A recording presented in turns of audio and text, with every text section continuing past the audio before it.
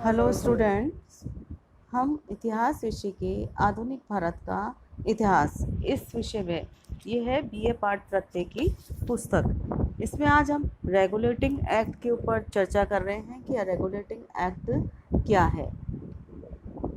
इस पर कंपनी का नियंत्रण, कंपनी पर इसका नियंत्रण क्या है, इसके सारे बारे में हम चर्चा करेंगे। कंपनी की स्थिति इस समय बहुत ज़्यादा डावाडोल हो रही थी और धन की स्थिति खराब सी हो गई थी। उनको धन की व्यवस्था करना आवश्यक हो गया था और ये इतनी विशाल राशि हो गई थी कि सिर्फ सरकार ही थी जो उनकी इस राशि को पूरा कर सकती थी। इसीलिए उन्होंने इंग्लैंड की सरकार के पास 14 लाख पाउंड ऋण का आवेदन भेजा। तब आवेदन पत्र पर सरकार ने विचार किया और इसलिए उन्होंने 2 समितियां गठित की, सीक्रेट समिति और सेलेक्ट समिति। इन समितियों की सुझावों के आधार पर भी सरकार ने 2 विधेयक तैयार किए, 2 विधेयक जो है बनाए, तैयार किए। प्रथम विधेयक में कंपनी को 14 लाख रुपए, कंपनी को 14 लाख पाउंड ऋण देने की व्यवस्था की गई और दूसरे विधेयक में कंपनी पर कुछ सरकारी नियंत्रण रखने के लिए कंपनी की संचालक समिति तथा भारत में प्रशासन व्यवस्था में परिवर्तन करने की व्यवस्था की गई। दूसरे विधेयक को रेगुलेटिंग एक्ट कहा गया, जिसे इंग्लैंड की संसद ने 1773 में पास किया और यह 1774 में लागू हुआ। आप देखिए, क्वेश्चन है आपका, रेगुलेटिंग एक्ट कब पारित हुआ? ये 1773 में पास हुआ और 74 में लागू हुआ। अब इसके उद्देश्य हम पढ़ेंगे क्या क्या है। कंपनी पर क्राउन का नियंत्रण स्थापित करना। दूसरा, कंपनी के संचालक समिति के संगठन में कुछ परिवर्तन करना।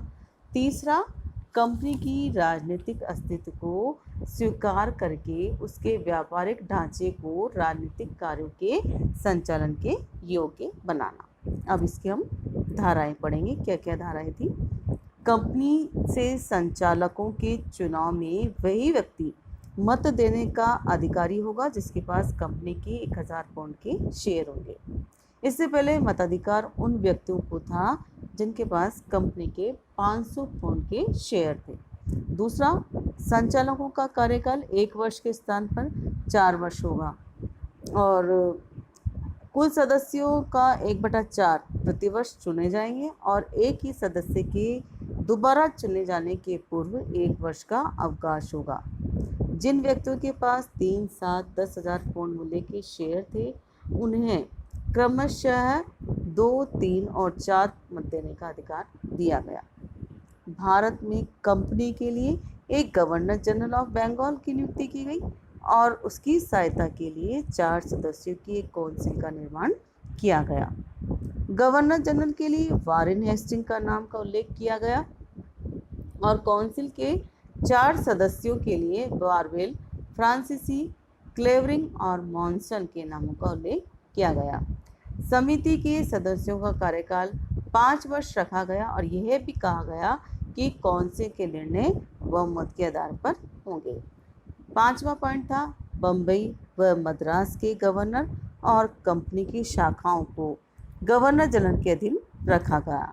इन दोनों गवर्नरों को अपने विदेशी जो नीति है उसको बंगाल काउंसिल के निर्देशन में करने के लिए कहा गया। नेक्स्ट है, बंगाल में एक सर्वोच्च न्यायालय की स्थापना की गई। बंगाल में एक सर्वोच्च न्यायालय की स्थापना की गई जिसमें एक मुख्य न्यायाधीश और 3 अन्य न्यायाधीश थे। नेक्स्ट, गवर्नर जनरल एवं उसकी काउंसिल को नियम बनाने तथा अध्यादेश प्रसारित करने का निर्देश दिया गया, किंतु इन्हें लागू करने की पूर्व इनका सर्वोच्च न्यायालय द्वारा पंजीकरण एवं प्रकाशित किया जाना भी आवश्यक था। अब नेक्स्ट हम पढ़ेंगे कंपनी के संचालकों व भारत में स्थित कंपनी के बीच जो पत्र व्यवहार होता है उसकी एक प्रति इंग्लैंड को दी जाएगी। 9वां हमारा पॉइंट है, कंपनी के कर्मचारियों द्वारा चलाया जाने वाला जो निजी व्यापार था पूरी तरह से वर्जित किया गया और ऐसा करना दंडनीय अपराध घोषित किया गया। अब इसके हम क्या क्या दोष थे वो पढ़ लेंगे कि क्या है इसके दोष रेगुलेटिंग एक्ट के। आगे चलकर गृह सरकार और भारतीय प्रशासन में भ्रामक स्थिति उत्पन्न हो गई थी और ये दोष कुछ तो मौलिक थे और कुछ व्यवहारिक थे। क्या क्या थे? पहला हम पॉइंट पढ़ेंगे, अधिक पूंजी वाले हिस्सेदारों को अधिक मत देने का अधिकार दिया गया। बड़े हिस्सेदारों को एक से अधिक मत, वही चर्चा, एक से अधिक मत देने का, जिससे क्या होगा? भ्रष्टाचार बढ़ेगा। दूसरा, कंपनी के मामलों में जो है संसद का नियंत्रण भी पर्याप्त नहीं था। कंपनी को अपने कार्यों की रिपोर्ट इंग्लैंड की सरकार को भेजनी पड़ती थी, किंतु इंग्लैंड में ऐसा कोई भी सरकारी प्रबंध नहीं किया गया जो इनकी रिपोर्ट की जांच कर सके। तीसरा, इस एक्ट के द्वारा गवर्नर जनरल को पर्याप्त शक्ति ही नहीं दी गई और उसे काउंसिल की बहुमत को मानना पड़ता था।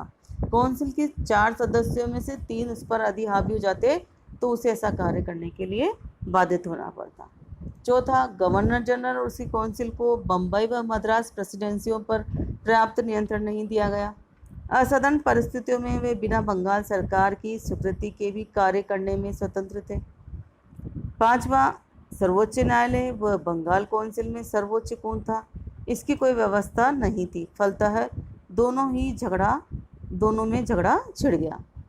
सिक्स था हमारा कि ये इस अधिनियम में ये स्पष्ट भी नहीं किया गया था कि कौन से कानून से न्याय किया जाएगा, वादी के अथवा प्रतिवादी के कानून से, क्योंकि सर्वोच्च न्यायालय में जो अंग्रेज जज बैठते थे वह भारतीय कानूनों और रीति रिवाजों से अनभिज्ञ थे।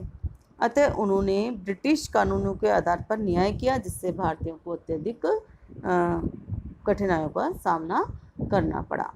अब इसके गुण देखते, क्या क्या गुण थे। पहला तो ये था कि ये प्रथम अवसर था जब भारत में ब्रिटिश अधिकृत क्षेत्रों पर कंपनी के स्वेच्छाचारी शासन के स्थान पर लिखित संविधान तैयार किया गया। दूसरा हमारा पॉइंट है संचालकों के कार्यकाल में वृद्धि करने से उन्हें अधिक सुरक्षा प्राप्त हो गई। अब वे अपनी नीतियों को ठीक ढंग से कार्यान्वित कर सकते थे। इस अधिनियम द्वारा कंपनी पर संसद का जो नियंत्रण की प्रक्रिया थी प्रारंभ हो गई थी और धीरे धीरे ये नियंत्रण कठोर किया गया और 1858 में तो कंपनी की सत्ता ही समाप्त कर दी गई थी। चौथा था, आरंभ में ये कंपनी एक व्यापारिक संस्था थी, किंतु बाद में एक राजनीतिक शक्ति के रूप में कार्य करने लगी थी। कंपनी को प्रदत्त चार्टर में ऐसे कार्य को मान्यता नहीं दी गई थी और अब मान्यता दे दी गई। पांचवा पॉइंट था, इस अधिनियम द्वारा प्रथम बार यूरोपियों को यूरोप के भार प्राप्त भू क्षेत्र के शासन का दायित्व ग्रहण किया। वस्तुतः भारत में कंपनी के क्षेत्रों पर ब्रिटिश ताज द्वारा बिना सीधा दायित्व ग्रहण किए अच्छी सरकार स्थापित करने हेतु एक साहसिक कदम था। कंपनी के कर्मचारियों के भ्रष्टाचार, निजी व्यापार और उपहार स्वीकार करने पर लगाया गया प्रतिबंध भी कम महत्वपूर्ण बात नहीं थी। सातवां, इस अधिनियम द्वारा भारत के प्रशासनिक ढांचे का केंद्रीकरण करने की दिशा में ये प्रथम प्रयास था। तो ये था हमारा रेगुलेटिंग एक्ट। यद्यपि रेगुलेटिंग एक्ट गुण व दोषों से युक्त था, फिर भी उन परिस्थितियों को ध्यान में रखते हुए इसमें ये इसका निर्माण हुआ जो सर्वथा सराहनीय है। ये एक्ट कंपनी की व्यवस्था को सुधारने का प्रथम प्रयास था और इसी वजह से इसमें कुछ दोष भी रह गए। इस एक्ट द्वारा कंपनी के राजनीतिक लक्ष्य व अस्तित्व को स्पष्ट रूप से स्वीकार किया गया। अतः यह अधिनियम कंपनी के संवैधानिक इतिहास में महत्वपूर्ण स्थान रखता है। धन्यवाद।